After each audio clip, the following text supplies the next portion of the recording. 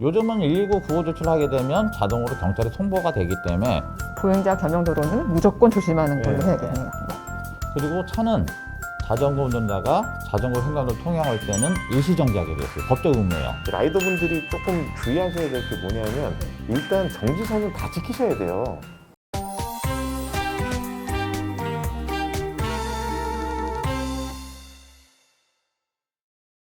다음 영상 한번 봐보시죠.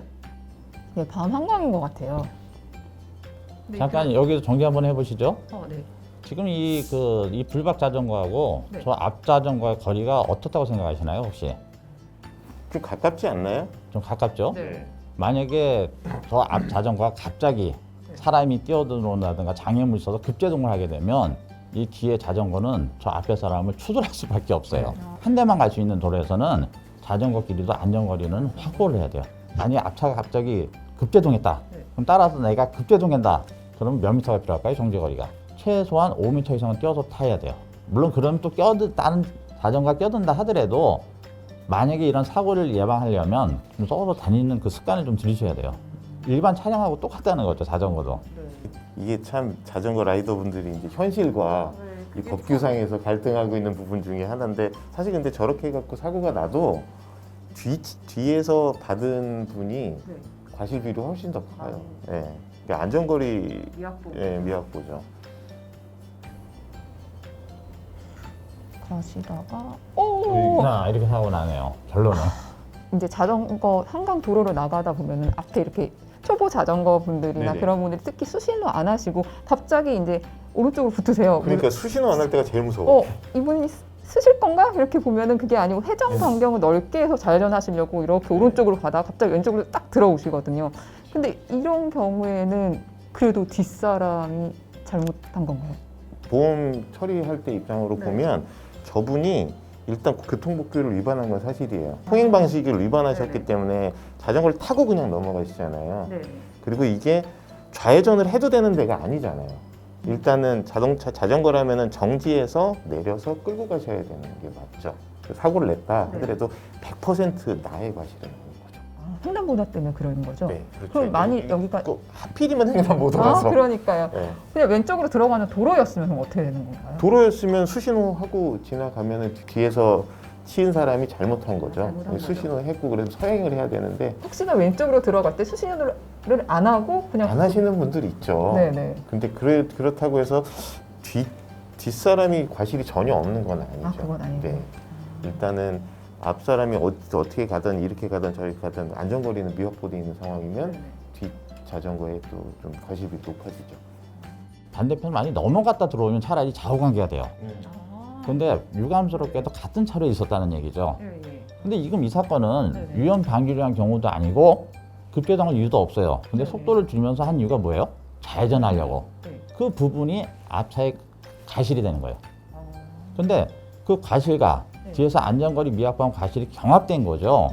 그때는 경찰에서는 뒤 자전거를 가해자로 합니다. 과실 비율에는 당연히 앞 자전거도 과실이 당연히 들어가는데 사고 원인은 어쨌든 안전거리를 확보했으면 이 사람이 좌회전을 하든 갑자기 정지하든 사고는 안 났을 거 아니냐 이런 측면이 있어요.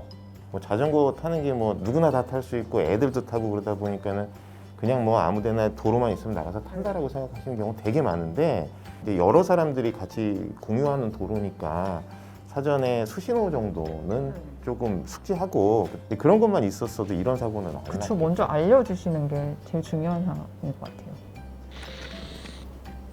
이 영상은 자전거가 자전거 전용 도로로 가는 게 아니라 보행자 도로로 가고 있네요. 보행자 도로로 지금 가고 계시네요. 보행자 도로에서 만약에 저 자전거가 보행자랑 사고가 나면 어떻게 되는 건가요? 그냥 일반 교통사고로 처리가 됩니다. 12개 중과실 사고가 안 돼요. 왜냐하면 자전거 전용 도로라든가 그다음에 옆에 있는 그 보행자 도로 같은 경우에는 저기 흰색 실선 2개 있죠, 우측에. 그냥 구분선이에요. 구분선이. 그래서 뭐 저기로 넘어간다 하더라도 굳이 따진다면 안전운전 의무 위반밖에 안 되는 거지만 당연히 사람이 이용하는 도로에 가서 자전거 타다 보면 사람을 칠 확률이 많기 때문에 굳이 넘어가서 운전할 필요는 없다. 그렇죠? 자전거 전용 도로를 이용을 해야죠. 그럼 경위님, 만약 오른쪽으로 지금 가던 자전거가 갑자기 자전거 도로로 들어와서 자전거랑 사고가 나게 돼요. 그러면 누구 잘못이 되는 건가요? 당연히 보도에서 오든 자전거 보행자 도로에서 들어온 사람이 네. 가해자가 되는 거죠. 당연한 겁니다. 왜냐하면 같은 서로 간에 이렇게 직진하고 있으면 사고 안 나잖아요. 네네. 껴들다 사고 나요. 껴든 사람이 잘못하게 되는 거죠. 그러면은 우리 다음 영상 한번 봐보시죠. 와, 근데 저기는 되게 위험한 도로입니다. 네, 여기 일반 공도잖아요. 네네. 차도 속도 스피드가 엄청 나는 데인데. 사실 저기서도 이렇게 자전거가 지나가면 서행해야 되는 게 맞는 거거든요. 근데 너 왜 방해하냐 그러고 빵빵 그러고 지나가니까 차들이 그러니까 네. 서행을 해야 되는 거죠. 오토바이가 지금 들어왔어요. 네. 그래서 다시 들어오시는데 유턴을 하려고 저쪽에 들어오셨다고 그러더라고요. 오토바이가요? 오토바이. 반대편으로 가려고. 네. 어필하다가 이분이 쓰신 거예요. 어필하다 이렇게 쓰면 진짜 클릭 끼신 분들 같은 바로 경우는 넘어지면 진짜 크게 다치시거든요. 근데 이렇게 앞에 쓰시면 유턴을 하셔도 안 되는 곳인 거죠? 그렇죠. 유턴을 근데 유턴 하지 말라 하는 부분은 네. 유턴 금지 표지판이 없다. 그럼 유턴을 할 수가 있어요. 사고 나면 책임을 지겠지만. 근데 문제는 이 사고 같은 경우에는 자전거 운전자가 앞에 분이 먼저 가신 다음에 그 사이로 갑자기 이 자전거 오토바이가 나타났어요. 네네. 이분이 만약에 그 순간에 고개를 숙이고 있다 눈 떠보니까 갑자기 오토바이가 있다. 예. 그래서 딱 부딪히게 된다면 오토바이 운전자분들은 이런 말을 많이 하세요. 내가 가로막은 건 사실인데 나는 서 있었다.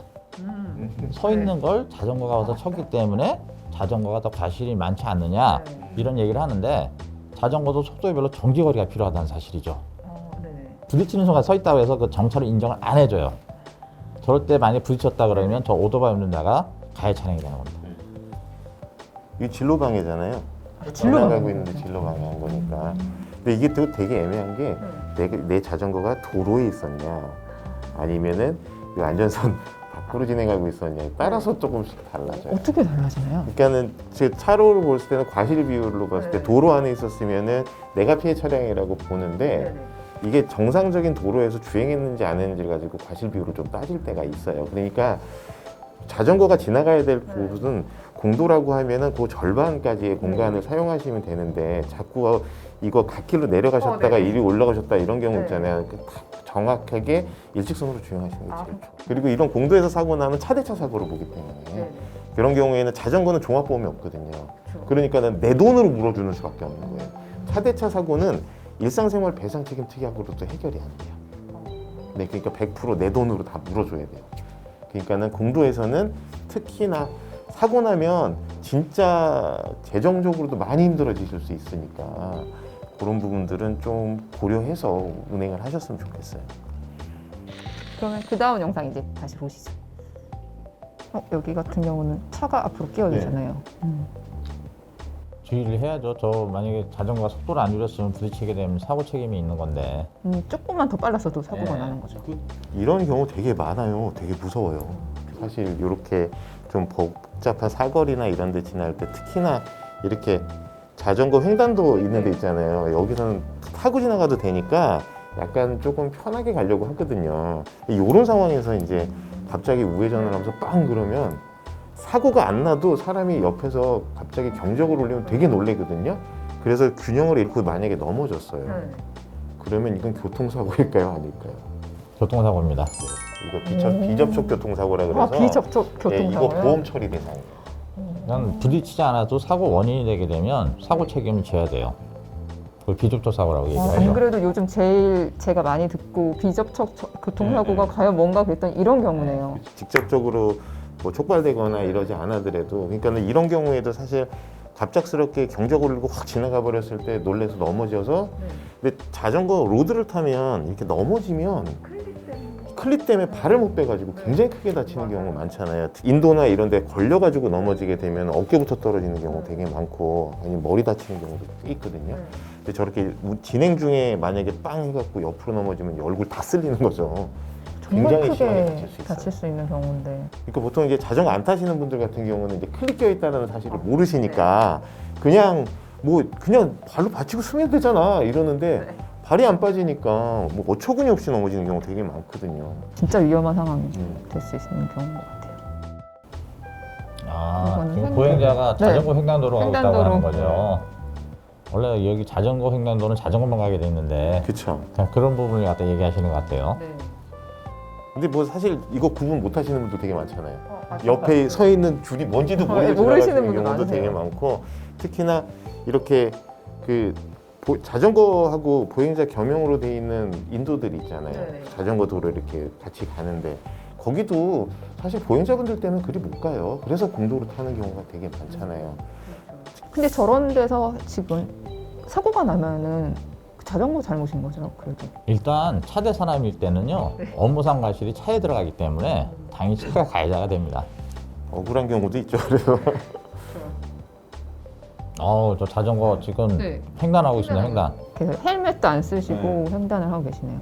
보통 이제 이런 도심지 같은 데 보면은 생활 자전거라 그러잖아요. 저렇게 이제 업무 보시려고 볼일 보러 나가실 때 이럴 때는 사실 헬멧도 안 쓰시고 그냥 본인이 보행전주 하시는 경우 되게 많으세요. 그러니까 통상적으로 사망 사고가 나는 케이스가 저렇게 횡단하다가 직진한 차하고 부딪혀서 사망되는 경우가 너무 많아요. 지금은 그래도 낮이니까 보지 않을 거냐 하지만 낮에도 차가 속도에 별로 정지거리가 필요하기 때문에 그 운전자가 어떤 상태인지 모르는 거죠. 갑자기 내가 딴 데 보고 있다가 갑자기 자전거가 나타났다. 그런 일이 벌어지기 때문에 저렇게 되게 위험한 행동입니다. 저 모습은. 진짜 심각해질 수 있는 지금 영상이네요. 예. 자전거 사고가 정말 많이 있는데 오늘 영상 보시고 어떠셨나요? 일단 자전거 라이더분들, 운전자분들이 저는 이런 생각을 했으면 좋겠어요. 자전거도 차다. 근데 유감스럽게 종합보험이 안 되는 차다. 그렇기 때문에 사고 나게 되면 형사처벌 받는 사례가 너무 많기 때문에 도로교통법에 따라서 차처럼 똑같이 법규를 지키면서 운전해야만이 사고도 안 나고 안전운전의 길이다. 이렇게 강조하고 싶습니다. 이 영상들을 보면 굉장히 좀 말도 안 되는 사고들이 좀 많이 벌어지는 것 같잖아요. 자전거를 타실 때 일단은 안전 규칙을 먼저 조금 숙지하고 나오시는 게 가장 좋은 방법이 아닌가.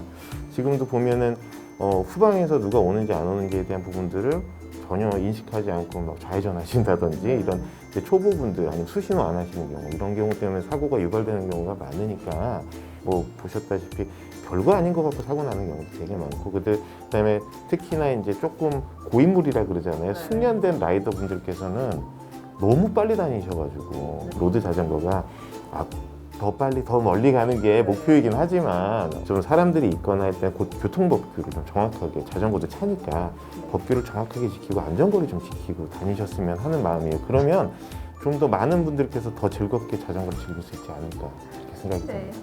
오늘 너무 좋은 말씀 잘 들었고요.